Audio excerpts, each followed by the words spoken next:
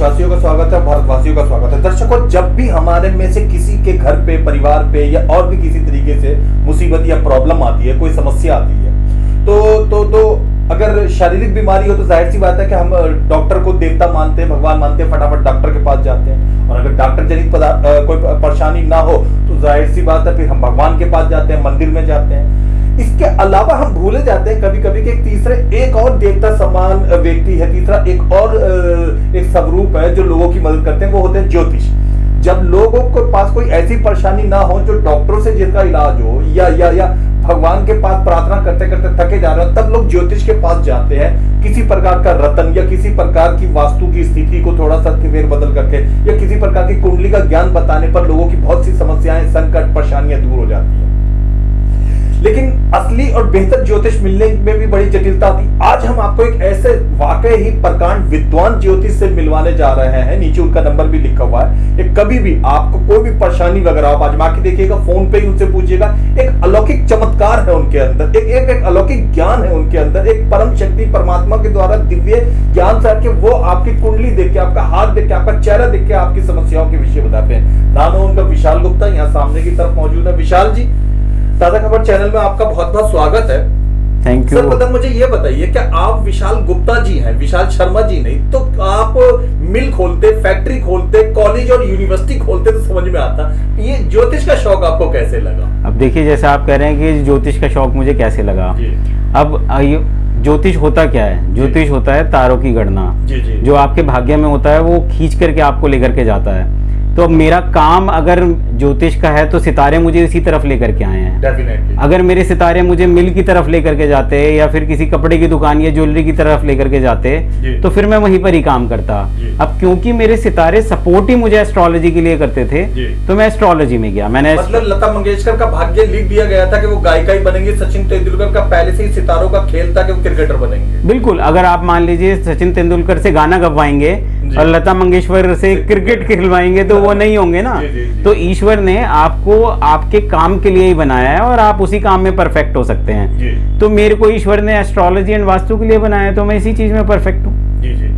अच्छा, अब हम लोगों के संकट की बात करते हैं। इस समय वर्तमान की हम बात करें, हम अक्टूबर माह में आपके पास बैठे हैं, तो लॉकडाउन खुलने के बाद में आमतौर पे जो परेशानी लोगों में मैं सुन रहा हूँ सबसे ज्यादा वो ये है कि व्यापार उत्तम नहीं चल पा रहा है। तो क्या क्या कुंडली में ऐसी दशा होती है जिसकी वजह से लोगों के व्यापार अच्छे नहीं चल पाते हैं? ये तो देखिए कि हर व्यक्ति का जैसे बिजनेस अलग अलग है। ज्वेलरी का है, किसी का कपड़े का है, किसी का रेस्टोरेंट का है, किसी का इम्पोर्ट एक्सपोर्ट का है, प्रॉपर्टी का है, कोई लॉयर है। तो हर व्यक्ति का चार्ट इंडिविजुअली अलग होता है। जैसे दुनिया की आबादी करीब 800 करोड़ है और हर किसी के अंगूठे का निशान दूसरे से अलग है। ठीक है, तो इसी तरीके से हर व्यक्ति की कुंडली अलग है।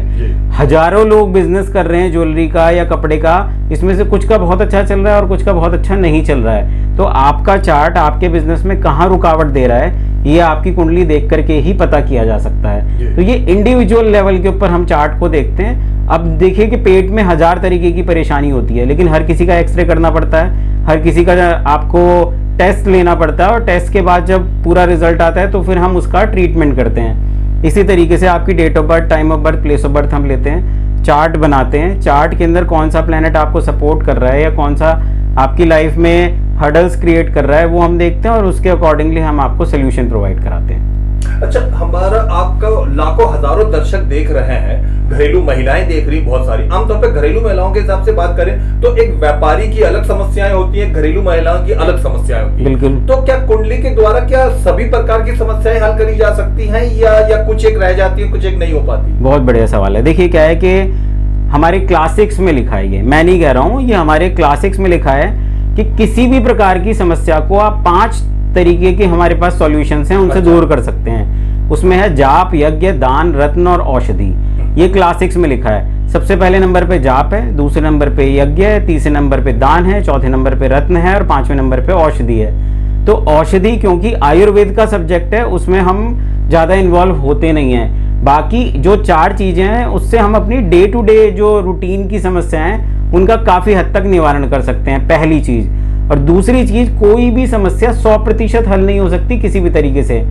देखिए, दुनिया का सबसे बेहतरीन सर्जन भी होता है ना, वो भी ऑन टेबल 5 आदमियों की उसके हाथ से भी मृत्यु होती है। ठीक है, तो वो जैसे जुकाम की दवा देखते समय डॉक्टर कहते हैं कि जी जरूरी नहीं है कि तुम्हारा 10 दिन में ठीक हो जाए, ठीक हो या ना हो वगैरह। बिल्कुल बिल्कुल, दुनिया का सबसे बेहतरीन सर्जन भी होगा तो ऑन टेबल 5-7 लोग उसके हाथ से भी कहीं ना कहीं मरे होंगे, बिल्कुल गुजर सकते हैं। तो इसी तरीके से हमारे पास जो लोग आते हैं हम उनको साइंटिफिक तरीके से, एस्ट्रोलॉजिकली, एस्ट्रोनॉमिकली, माइथोलॉजिकली, हर तरीके से, हर एस्पेक्ट से देखते हैं और उसका बेस्ट सॉल्यूशन प्रोवाइड कराते हैं। 90% केसेस में हमारे को अच्छे रिजल्ट आते हैं, बेहतर रिजल्ट आते हैं, और कुछ 10% केसेस ऐसे होते हैं जो नॉन डायग्नोज रह जाते हैं। बहुत बार ऐसा होता है कि चार्ट आपका ओपन ही नहीं होता, डायग्नोज ही नहीं हो पाता। अगर डायग्नोज ही नहीं होगा तो ट्रीटमेंट कैसे होगा? तो अगर मेरे पास कोई चार्ट डायग्नोज नहीं होता है तो मैं मना कर देता हूँ कि भैया ये चार्ट ही डायग्नोज नहीं हो रहा, आपकी प्रॉब्लम समझ में नहीं आ रही है, तो आप कभी और टाइम पे आइएगा, कभी और देखेंगे उस टाइम पे क्या प्लैनेट की पोजीशन है। क्योंकि हम दो तरीके से देखते हैं, एक तो आपकी fix position at the time of birth और एक करंट पोजीशन जो इस टाइम चल रही है। तो जो करंट पोजीशन अभी चल रही है वो over a period of time change भी होगी, तो फिर हम उसको बाद में बुलाते हैं और देखते हैं कि क्या हो सकता है, और 90% केसेस के अंदर हमारी चीजें सॉल्व हो जाती हैं। अच्छा, बहुत सारे विद्यार्थी और व्यापारी और पुरुष वर्ग जो भी अलग अलग चीजों में कार्यरत हैं आपको देख रहे हैं। डॉक्टर साहब, विशाल जी, रत्नों के द्वारा लोगों की समस्याओं का निदान, एक पत्थर जो कहीं समुद्र से निकाला गया या कहीं महाराष्ट्र से मंगवाया गया, कैसे वो एक आदमी के समस्याएं, चाहे वो पढ़ाई से जुड़ी हो, बिजनेस से जुड़ी हो, संतान ना पैदा होने से जुड़ी हो, विवाह ना होने से जुड़ी हो, मुकदमा ना जीतने से जुड़ी हो, उनके से हल कर पाता है? बहुत बड़े सवाल है। देखिए, जैसे मैंने आपको बताया कि हिंदू माइथोलॉजी में 5 तरीके के से हैं जिससे हम समस्या को दूर कर सकते हैं, और उसमें चौथे नंबर पे रत्न है। ठीक है, अब देखिए कि बेसिकली हमको ये समझना पड़ेगा कि स्टोन काम कैसे करता है। जी। तो उसके अकॉर्डिंग होगा। देखिए, सूर्य की रोशनी पृथ्वी पर आती है, डेफिनेटली, ठीक है। अब हम किसी भी ऑब्जेक्ट को देखते हैं तो वो दिखता कैसे है? सूर्य की रोशनी उस ऑब्जेक्ट पे पड़ती है, और फिर उसके बाद वो हमारी आंखों से टकराती है, तो एक हमारी आंखों के अंदर उसकी इमेज बनती है जिससे हम उसे देख पाते हैं। इसी तरीके से सूर्य की रोशनी चंद्रमा से टकरा करके पृथ्वी तक आती है, मंगल से टकरा करके पृथ्वी तक आती है, बुध से टकरा करके पृथ्वी तक आती है। एक पर्टिकुलर, जब हम दिल्ली में रहते हैं तो दिल्ली के लैटिट्यूड लॉन्गिट्यूड पे आती है, एक पर्टिकुलर टाइम के ऊपर आती है। तो जब वो रोशनी किसी पत्थर से होकर के हमारे शरीर में जाती है, जो कि हमने स्टोन पहना है, लाइक हमने पन्ना पहना है तो वो बुध के लिए पहना है, हमने माणिक पहना है तो सूर्य के लिए पहना है, हमने हीरा पहना है तो शुक्र के लिए पहना है, पुखराज पहना है तो हमने गुरु के लिए पहना है, नीलम पहना है तो हमने शनि के लिए पहना है। तो जब वो उस ग्रह से टकरा करके उस रत्न में से होकर के हमारे शरीर में जाती है तो उस प्लैनेट से रिलेटेड डेफिशिएंसी को वो खत्म करती है। अब आप ऐसे समझिए कि हरे रंग की एक गोली आपका जुकाम ठीक करती है, हरे रंग की वही देखने में हरे रंग की गोली आपके पेट के दर्द को भी ठीक करती है, हरे रंग की तीसरी गोली हो सकता है आपके किसी और काम में आए। गोली तो हरी है लेकिन उसके अंदर जो है वो चीजें अलग अलग है। इसी तरीके से स्टोन देखने में भले ही एक से होंगे लेकिन उनके जो काम है वो अलग अलग हैं। देखिए, लाल रंग का स्टोन आपको हीरा भी मिल जाएगा, रेड कलर का पुखराज भी आता है, रेड कलर का रूबी भी आता है, लेकिन तीनों का काम अलग अलग है। अच्छा। तो रोशनी जब पत्थर से गुजर के आपके शरीर पे जाती है तो वो उस प्लैनेट से रिलेटेड डेफिशिएंसी को आपकी बॉडी में कम करती है और पॉजिटिविटी को बढ़ाती है, जिससे उस प्लैनेट से रिलेटेड जो भी समस्या होती है या जहां पर भी हडल्स होते हैं वो उसको बैलेंस और न्यूट्रलाइज करती है। यही तरीका है काम करने का। हमें दर्शकों को बता दूं कि हमारे प्राचीन साधु संतों के द्वारा जो ज्योतिष से संबंधित ज्ञान वेद पुराणों में लिखा गया, उसी के ज्ञान अनुसार जो है वो विशाल गुप्ता जी आपको बताते हैं आपकी समस्याओं से संबंधित। विशाल जी, कोरोना के समय में बहुत सारे कारोबार बंद हुए, बहुत सारे उसके बाद नए खुले, कुछ लोगों की फैक्ट्रियां, स्कूल या कई चीजें बंद हुई। अब आ जाते हैं हम वास्तुशास्त्र के ऊपर। आप वास्तुशास्त्र के इधर दिल्ली के सबसे बड़े विशारद, सबसे ज्ञानी व्यक्ति माने जाते हैं, तो किस तरीके से जो लोग इस समय लॉस में चल रहे हैं और उनको नई भूमि खरीदी नहीं हो पा रहा, तो आप उसका किस तरीके से? आप ऐसे समझिए कि हम शर्ट को अपनी बॉडी के अपर पार्ट पे पहनते हैं, जूते हम पैरों में पहनते हैं, चश्मा हम अपने आंखों के ऊपर लगाते हैं। तो जब ये सारी चीज़ों के हमारे शरीर पे पहनने की अलग अलग जगह हैं, उसी प्रकार से भवन में भी हर चीज़ के लिए एक नियत स्थान फिक्स है। जैसे किचन के लिए हमारे पास साउथ ईस्ट जगह होती है, हमारे पास गेस्ट रूम के लिए नॉर्थ वेस्ट जगह होती है, जो ओनर होता है उसके लिए साउथ वेस्ट जगह होती है। अच्छा। अगर मान लीजिए आप जूते को सर पे पहनना शुरू कर दें और चश्मे को घुटनों पे लगा लें तो क्या होगा? सब गलत होगा ना। तो आप किचन की जगह आप बाथरूम बनाएंगे, बाथरूम की जगह बेडरूम बनाएंगे, बेडरूम की जगह गेस्ट रूम बनाएंगे, तो सारी चीज़ें आपकी गड़बड़ हो जाएंगी। तो हमारा काम है उन चीज़ों को फिक्स करना, पहली चीज़। दूसरा, आपने सवाल पूछा कि जिनका कोरोना के अंदर जो भूमि खरीदना चाह रहे थे और वो नहीं खरीद पा रहे हैं, तो उसका वास्तु से नहीं, उनके एस्ट्रोलॉजी से ज़्यादा रिलेशन है। अगर उनका चार्ट अभी प्रॉमिस कर रहा होगा भूमि खरीदने के लिए, तो हम उसको रिकमेंड करते हैं कि आपको भूमि खरीदनी है। भूमि भी 3 प्रकार की होती हैं, एक कमर्शियल प्रॉपर्टी होती है, एक रेजिडेंशियल प्रॉपर्टी होती है। रेजिडेंशियल में भी 2 तरीके की प्रॉपर्टी होती हैं, एक फ्रेश प्रॉपर्टी होती है और एक ओल्ड प्रॉपर्टी होती है। अच्छा। Old property related to Saturn, new property related to Mars, commercial property related to Mercury. अब हमें देखना होता है कि आपके चार्ट में कौन सा प्लैनेट आपको एक्टिवेट हो रहा है। मरकरी एक्टिवेट हो रहा है तो, और इन्वेस्टमेंट पर्पज से बात कर रहे हैं तो मैं कहूँगा कि भाई आप कमर्शियल प्रॉपर्टी लीजिए। सैटर्न अगर आपका मजबूत है और एक्टिवेट है तो मैं कहूँगा ओल्ड प्रॉपर्टी में इन्वेस्ट कीजिए। अगर मार्स आपका मजबूत है और एक्टिवेट हो रहा है तो मैं कहूँगा कि आप न्यू प्रॉपर्टी में इन्वेस्ट कीजिए। और जब आप उसे इन्वेस्ट कर रहे हैं तो एज पर वास्तु के अनुसार आप उसे परचेज कीजिए, तो वो आपको ज़्यादा फ्रूटफुल होगी, आपको ज़्यादा फ़ायदा देगी। तो वास्तु का काम है कि आपके प्लॉट में जो भी आप निर्माण करें उसको as per rule and regulation करें। जो इजिप्ट के पिरामिड भी बने हुए हैं ना आज से 5500 साल पहले, वो भी वास्तु के अकॉर्डिंग ही बने हुए हैं। मैंने सुना जी। तो ये सारी की सारी चीज़ें वास्तु के अकॉर्डिंग काम करती हैं। वकील साहब, डॉक्टर साहब, विशाल जी, कुछ मिडिल क्लास स्कूलों की बात करें, दिल्ली में लाखों मिडिल क्लास स्कूल हैं जो जिनकी बिल्डिंग बन चुकी है, अब कोरोना काल के बाद वो दोबारा खुले। उनमें से बहुत सारे मालिकों को उतना लाभ नहीं हो पा रहा है जितना आज से 3 साल पहले आर्थिक लाभ हुआ करता था। ऐसे लोग जो अभी आर्थिक कुव्यवस्था से जूझ रहे हैं और वो स्कूल की बिल्डिंग में किचन अलग बना के नहीं कर सकते, इधर तोड़फोड़ नहीं कर सकते, ऐसे लोगों को आप क्या सुझाव देंगे? देखिए क्या है कि मान लीजिए अगर आपका एक ही कमरे का मकान है, ठीक है, उसके अंदर आपका किचन भी है, उसमें आपका बाथरूम भी है, उसमें आपका बेडरूम भी है। देखिए भारत की 72% आबादी जो है वो गरीबी रेखा के नीचे रहती है, तो उन सबके पास तो 3 BHK 4 BHK नहीं है, ठीक है। तो अब ऐसा जरूरी नहीं है कि एक बड़े घर का ही वास्तु होता है। क्या एक बड़ा आदमी ही कपड़े पहनेगा?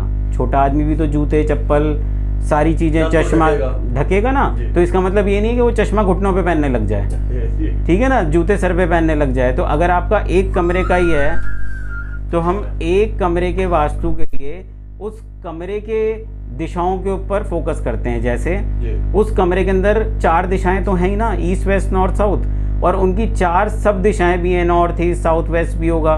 तो किचन हमको अगर साउथ ईस्ट में बनाना है तो हम उस कमरे के साउथ ईस्ट में उसे शिफ्ट कर देते हैं। अगर हमारे को गेस्ट रूम बनाना है तो हम उस कमरे के नॉर्थ वेस्ट में गेस्ट के लिए एक बेड लगा देते हैं कि जब गेस्ट आएगा तो हम उसे यहाँ से ला देंगे। जो ओनर होगा उसे हम साउथ वेस्ट के अंदर रखते हैं कि भैया आप अपना बेड यहाँ लगा लो।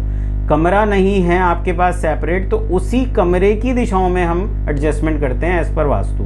तो कोई ज़रूरी नहीं है। तो अगर स्कूल में अगर आपको किचन बनाने के लिए अलग से जगह नहीं है तो हम साउथ ईस्ट डायरेक्शन के अंदर किचन की चीज़ें रख सकते हैं। जैसे वहाँ पर हम आप हॉट प्लेट रख सकते हैं, चूल्हा रख सकते हैं, बिजली की जगह रख सकते हैं। बिजली को भी, विद्युत को भी तो हम गर्म ही मानते हैं ना, तो वहाँ पर हम साउथ ईस्ट रख सकते हैं। जो प्रिंसिपल का कमरा या मालिक का कमरा होगा या मालिक के बैठने की जगह होगी उसे हम बोलते हैं कि आप साउथ वेस्ट में बैठ जाइए। ज़रूरी नहीं है कि आपके लिए कमरा हो। अब मेरा खुद का ऑफिस बहुत बड़ा नहीं है, मैं इसके साउथ वेस्ट में बैठा हूँ, मेरा जो मंदिर है वो नॉर्थ ईस्ट में बना हुआ है, तो ऑलरेडी हमने छोटी जगह में भी एज पर वास्तु के अकॉर्डिंग किया हुआ है ना चीज़ को। तो वास्तु का भवन के साइज से कोई लेना देना नहीं है। वास्तु का संबंध है कि सही जगह पर सही चीज़ की प्लेसमेंट हो, यही वास्तु है।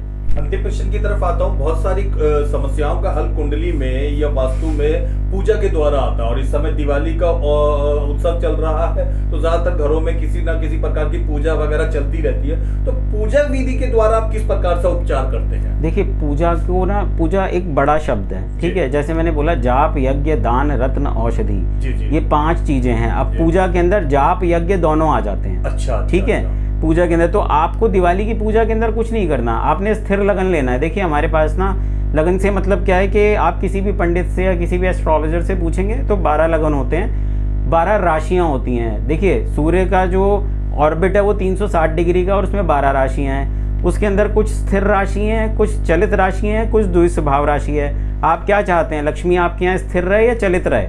स्थिर रहे ना। तो हम जब भी दिवाली की पूजा करते हैं वो स्थिर लगन में करते हैं ताकि लक्ष्मी हमारे यहाँ स्थिर रहे। तो आप जो भी आप किसी से भी पूछें तो वो आपको स्थिर लगन बताएंगे।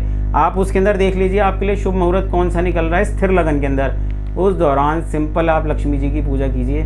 लक्ष्मी जी को सब पता है कि आपको क्या प्रॉब्लम है, आपको उन्हें ज़्यादा समझाने की ज़रूरत नहीं है, वो सारी दुनिया चला रही हैं। तो जो आप अपने दिल से, अपने मन से, अपने भाव से, अपनी श्रद्धा से उनको कहेंगे ना, जो बात दिल से निकलेगी वो उन तक पहुँच ही जाएगी। आप ज्ञानी हैं नहीं है कोई मैटर नहीं करता, लेकिन आप भाव से भरे हैं ये मैटर करता है। तो आप अपने मन से, अपने भाव से स्थिर लगन में देवी की उपासना कीजिए, लक्ष्मी जी की। लक्ष्मी जी आपका कल्याण करेंगी। अंतिम बात की तरफ आते हैं। लाखों महिलाएं आपको देख रहे हैं, कोरोना काल शांत होने के बाद और दोबारा सब कुछ खुल जाने के बाद में महिलाओं को काफी सहन करना पड़ रहा है। महिलाओं के ऊपर घरेलू जिम्मेदारियां ज्यादा बढ़ गई हैं, महिलाओं की मानसिक संकट, परेशानी, उलझने ज्यादा बढ़ गई हैं। महिलाओं के मस्तिष्क को शांत करने के लिए, मन को शांत करने के लिए क्या चीजें इस समय कुंडली के हिसाब से उन्हें पालन करना चाहिए? एक सिंपल सी रेमेडी है। अगर आपका मन स्थिर ना हो, देखिए क्या है कि हमारे शास्त्रों में क्या क्या है, चंद्रमा मनसो जाता है। चंद्रमा जो है वो मन का कारक है। अच्छा। तो मन की उथल पुथल को नियंत्रित चंद्रमा ही करता है। चंद्रमा की ग्रेविटेशनल फोर्स से समुद्र में ज्वार भाटा आता है, और समुद्र बना है हमारा पानी, नमक और मिनरल से, और हमारी बॉडी में भी 70% से ज़्यादा वही चीज़ होती है। तो अगर हमको अपने मन को स्थिर करना है तो रात को चांद को आप जल दीजिए, सबसे आसान तरीका है। अच्छा। आप चाहे चांद दिखे नहीं दिखे, आपको दिखे ना दिखे, चांद तो अपनी जगह निकल ही रहा है ना। तो ईस्ट फेस कीजिए, एक गिलास पानी लीजिए, चांद को दीजिए, हाथ जोड़िए, आप over a period of time देखेंगे कि आपका मन शांत होना शुरू हो गया है। और अगर आप और स्ट्रॉन्ग रेमेडी चाहते हैं तो आप सुंदरकांड का पाठ कीजिए सोने से पहले, सबसे बेस्ट रेमेडी है। और आप 1 महीने में देखेंगे कि आपकी लाइफ के अंदर एक पॉजिटिव चेंज आने लगा है और एक विजिबल चेंज आने लगा है। एक चेंज वो होता है जो इजीली विजिबल नहीं होता, लेकिन इन 2 उपायों को करने से आपको विजिबल चेंज दिखेंगे और आपका मस्तिष्क, मन दोनों बहुत शांत हो जाएंगे। दर्शकों, नीचे विशाल गुप्ता जी का, महंत ज्योतिष साहब का नंबर लिखा हुआ, आप जब मर्जी चाहे कॉल करके उनसे संबंधित अपने समस्या से संबंधित पूछताछ कर सकते हैं। विशाल जी के बारे में मैं आपको बताना पसंद करूंगा कि विभिन्न वैभवशाली संस्थाओं ने इन्हें सम्मानित करा हुआ है, विभिन्न प्रकार के कोर्स इन्होंने करे हुए हैं। पिछले 15-16 साल से ये ज्योतिष विशारद का ज्ञान से दूसरों की मदद कर रहे हैं, दूसरों की समस्याएं निपटा रहे हैं। विभिन्न प्रकार के पदों पे भी ये सुशोभित रहे हैं और काफी सारी इनके पास, इन्होंने PhD डिग्री भी हासिल करी हुई है इसी ज्ञान के अंदर में। अगर आपको कोई परेशानी है, बेहिचक आप नीचे लिखे हुए नंबर के ऊपर से बात कर सकते हैं। देखते रहिए, दिखाते रहिए ताजा खबर। धन्यवाद।